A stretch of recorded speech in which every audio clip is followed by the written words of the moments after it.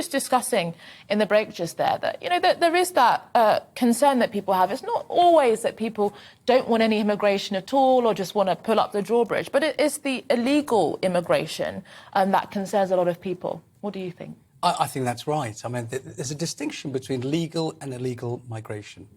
And I think there's consensus that we're short of skilled workers. We need them. We need them to grow our economy, and that's absolutely right, through the skilled worker visa route.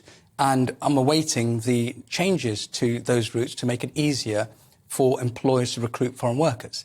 Regarding illegal migration, there's two types. There's one where they're seeking asylum.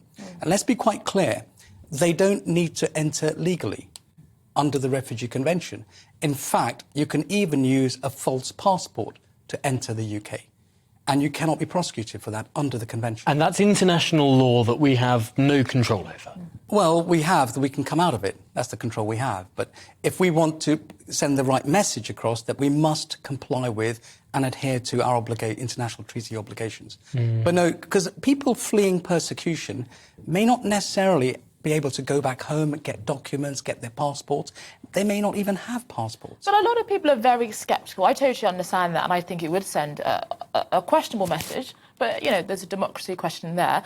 But at the end of the day, a lot of people are very sceptical that the people that are coming over across the Channel are genuine refugees and asylum seekers. If we look at some of the countries, the top countries are Albania, Iran. Undoubtedly, there is instability going on in those countries, but they are hardly fleeing war in the way that we generally understand to be refugees. I agree with you. Look, if you're not a genuine refugee, you should be sent back to your country of origin. What if they burn their passports or get rid of them? What can we do? That's a problem. So I think technology can come into this, and we have an agreement with Albania with regards to identifying these individuals.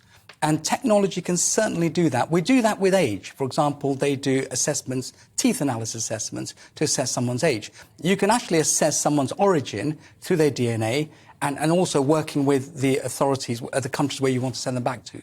But let me get 50% of people crossing are genuine refugees.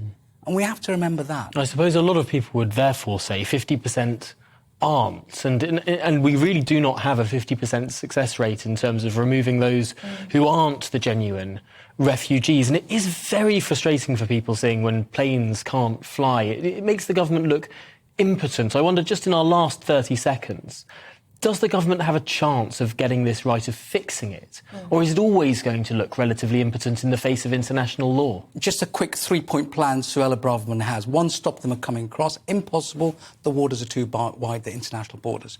Two, she has an agreement with Rwanda to send them back. Do we send them back to a country which has an atrocious human rights record? And did you know for every refugee we send to Rwanda, they can send one back here? Yeah. So there's people claiming asylum from Rwanda. Yeah. Wow. Just very quickly, if you will. Quickly. Yeah. The third thing, the policy, is to make it a crime. That failed.